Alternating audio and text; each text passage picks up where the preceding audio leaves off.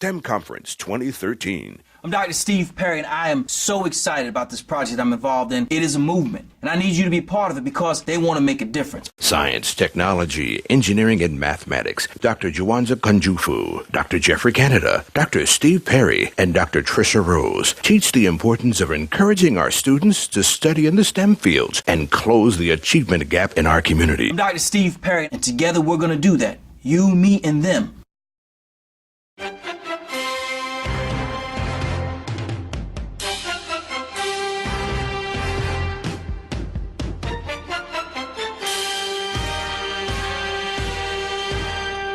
Are you ready for some worship? 10 a.m. morning worship.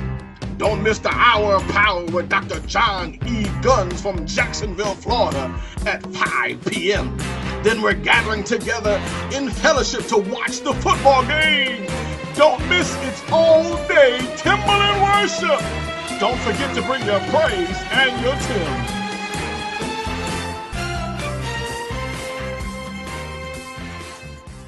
It's all God. It's all God. It's all God. I say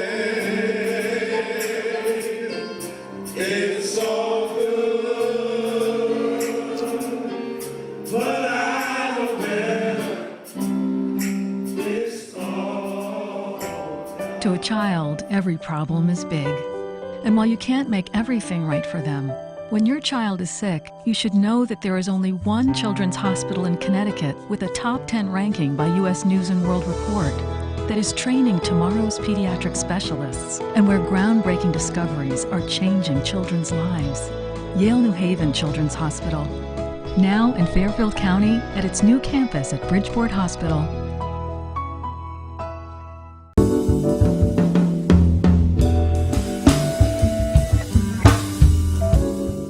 Barack Obama's A Perfect Union speech on February 18th, he spoke of urban blight, unequal opportunity, and education, and welfare entitlement state as being three factors that have negatively contributed to the current state of Black America. If he should become president, what policies does he immediately need to consider implementing regarding education and literacy to reverse this? Well, the first thing, unfortunately, is that the maximum Pell Grant is only $4,000, and many students are graduating with $100,000 in debt. So he needs to increase Pell Grants. And if we're spending $1 billion a day in Iraq, then obviously that's money we can easily use to fund education properly, both in terms of full-day kindergarten, Head Start, Title I, and Pell Grants. The second thing is that we literally have to go back to what Roosevelt did in the Depression with regards to putting America back to work in terms of the infrastructure. The unemployment rate is simply too high. So we have to be able to use money for construction, for roads, for bridges, to get people back to work. The same thing with regards to summers. When you and I were growing up, the government provided employment with regards to summer training for youth. That doesn't exist anymore. So those are three things that he needs to do along with health care for everyone. Hi, I'm Maria Zambrano, and I'm the Executive Director of Excel Bridgeport. Excel Bridgeport is an education reform organization in Bridgeport. Our sole reason for existing is to close the achievement gap between Bridgeport and its surrounding communities. We face an educational crisis in our city. We have the worst performing school district in the entire state of Connecticut. Only a quarter of our third graders are reading at grade level, and only half of our students graduate high school. Excel Bridgeport works to inform, engage, and empower public education stakeholders to actively address this issue of educational inequality in our community. We will work with students, parents, community leaders, city leaders, and school district leaders to dramatically improve the educational outcomes of Bridgeport's children. As someone who grew up in Bridgeport and graduated from its public schools, I'm passionate about this issue because I know that it's wrong that our children in Bridgeport do not have the same educational opportunities as their peers in our surrounding communities. But I'm also passionate because I also know that we can solve this problem. It's going to take a tremendous effort at the community level, at the city and school district leadership level, but we can solve this problem so that one day all children in Bridgeport have the opportunity to have a great education. Excel Bridgeport is building a movement for better schools and brighter futures. 83% of America's teachers are white and female. Only 1% are African American male. Only 6% are African American. So literally a black boy could never experience a black male teacher. Not true here at Urban Prep. Two things. First, best thing that happened to you this year and your #1 goal for next year. Good skills that help you take a test, and next year, my goal for next year is stay above 3.0 and stay consistent. Be more attentive as a student.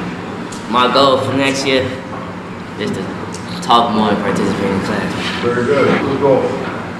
So I came up with 18. In defense of white females, though, it is not the race of the teacher nor the gender, it's expectations, time on task, and classroom management. I love that most of you are very focused, not calling out. Thank you very much. But if you have boys who are having challenges at home, I mean, only 28% of our children have their fathers in the home, a lot of issues with regards to parenting. Those schools like Urban Prep that are successful, it has become more than a job. It's almost like a ministry. It's a mission. And in fairness to teachers, not all teachers, white and black, are willing to make that commitment.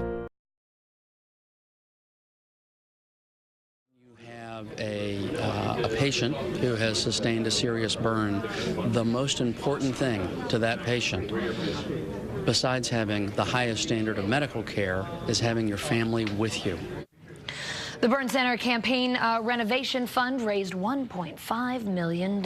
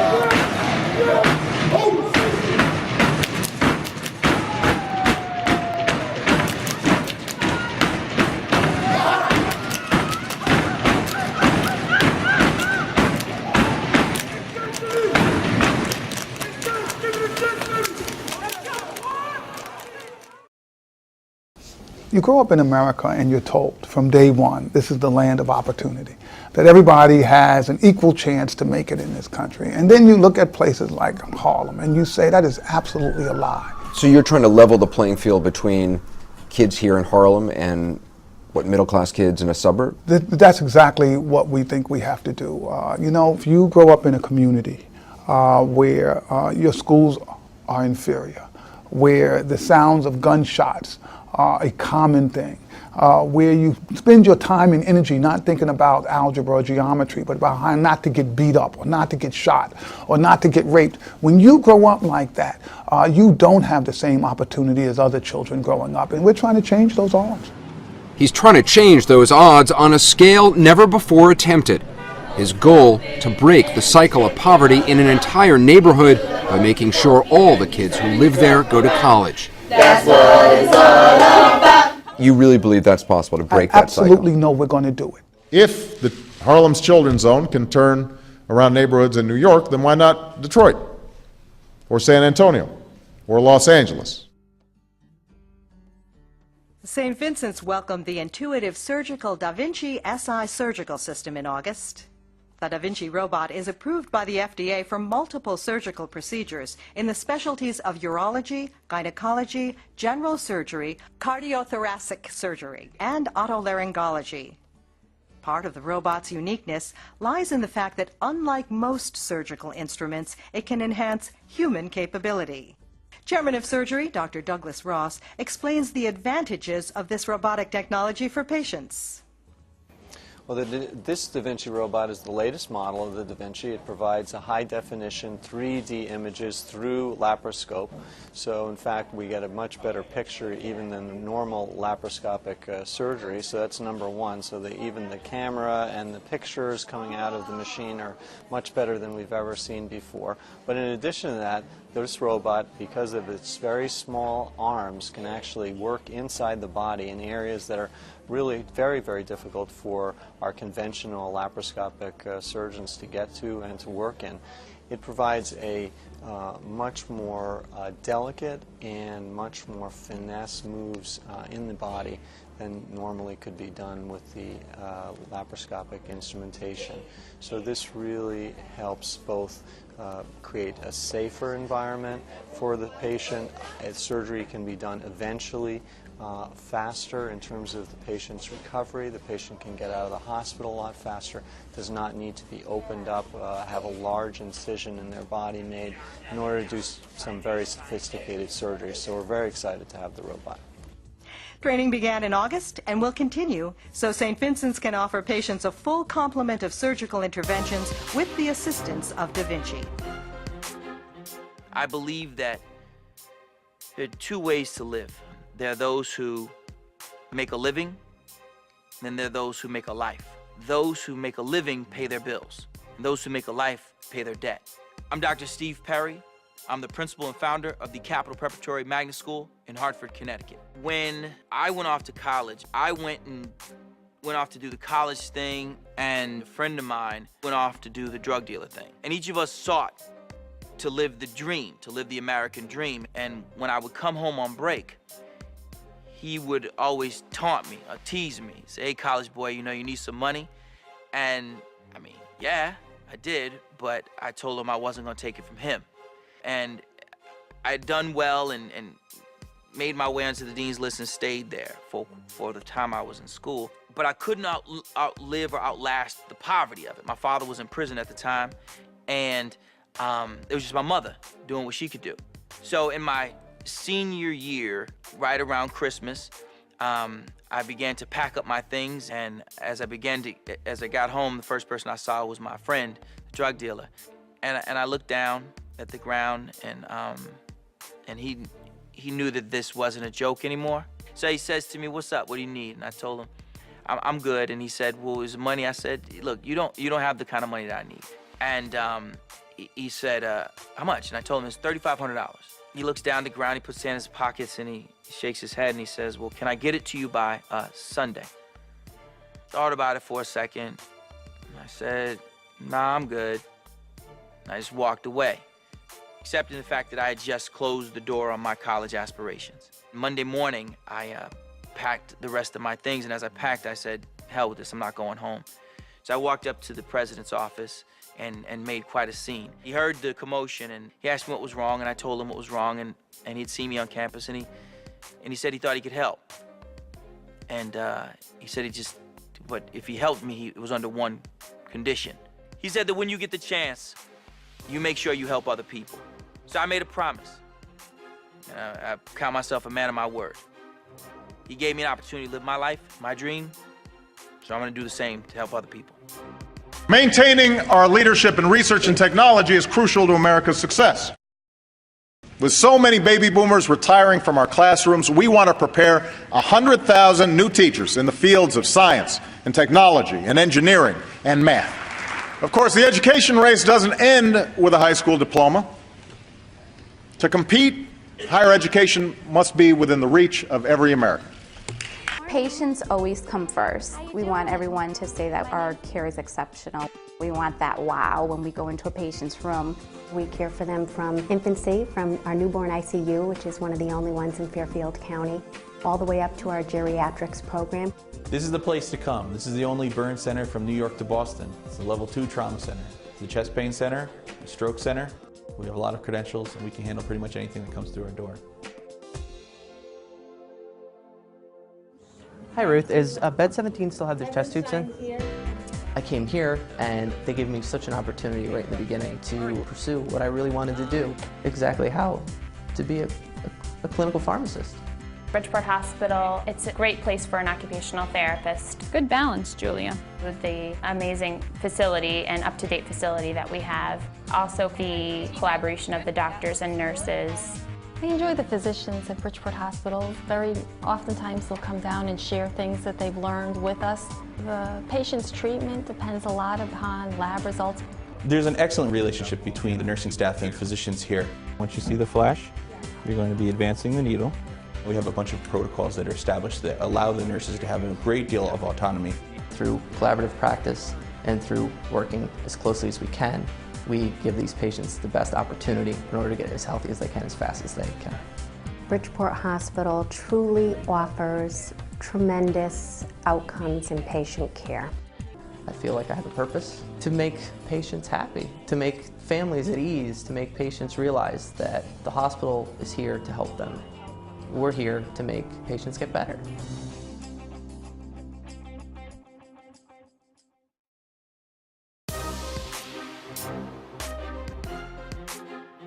You can be who you want to be. You can create your own reality. And if you allow the circumstances to define you, they will.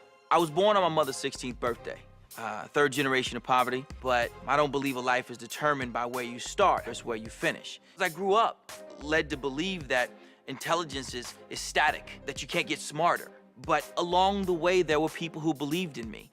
I teach children to believe in themselves by believing in them. When we started Capital Prep, the graduation rate was 29%. So the successes that we've had are rooted in the fact that we've been able to send 100% of our graduates on to four-year colleges. Technology is the most important part of public education at this point. We are beginning the first phase of what I believe is a true meritocracy, because for the first time, we can truly level the playing field. We have brilliant teachers all over the planet, and having access to them through some networking system will allow children in Bangladesh and Bangor, Maine, to learn from an amazing master at the same time. My job as an innovator and an educator is to teach the adults how to harness the technology so that they can teach the children. We need to leverage our network, because the broader your bandwidth, driven by the size of your network, the greater access you have to resources all along the way. So as problems come up, you can draw down from your network, both your social network and your technological network. The broader it is, the faster it is, the greater you can get more information. I know that innovation doesn't know an age or a gender. It doesn't know geography. It just exists in the hearts of the innovators. So if you have what it takes to be an innovator, then you ought to follow that.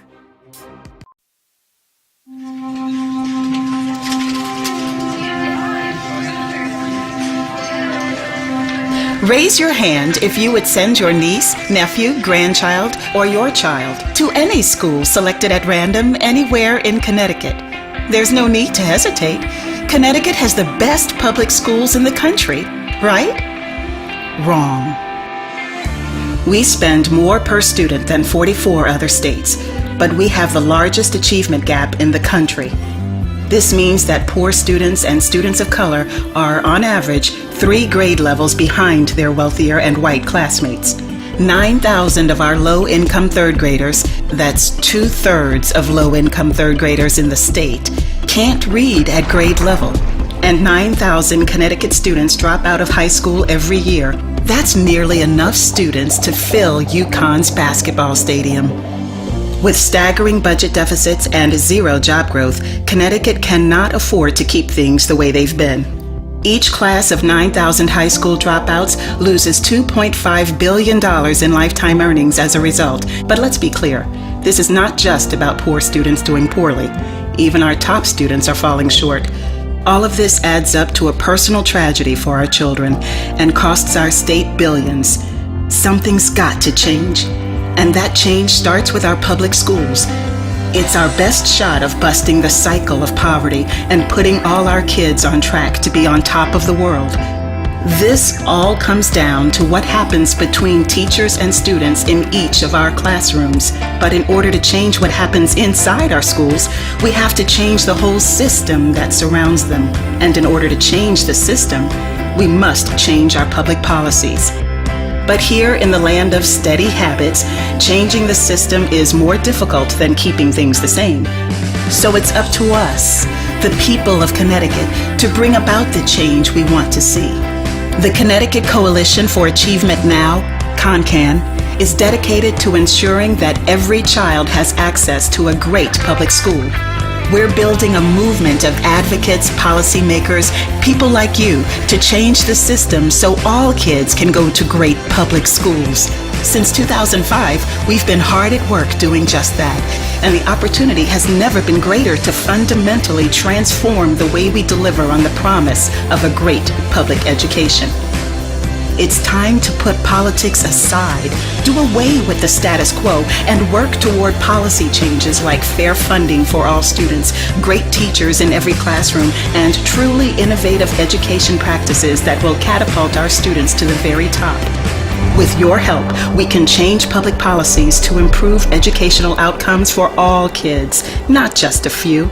We have inspiring leaders in Connecticut who are ready to act. But they will only have the power to deliver these changes if you, and you, and you, and you give it to them. Tell your mayor, your superintendent, your legislators that all kids in Connecticut deserve a great public education. We don't get a second chance to make things right. Get informed, speak out for change, donate to CONCAN so we can make this change together. We dream of a future where every parent in Connecticut can raise their hand with pride and say, yes, I would send my child to any public school in Connecticut. Together, we can make that dream come true. Join the movement and speak out for change. www.concan.org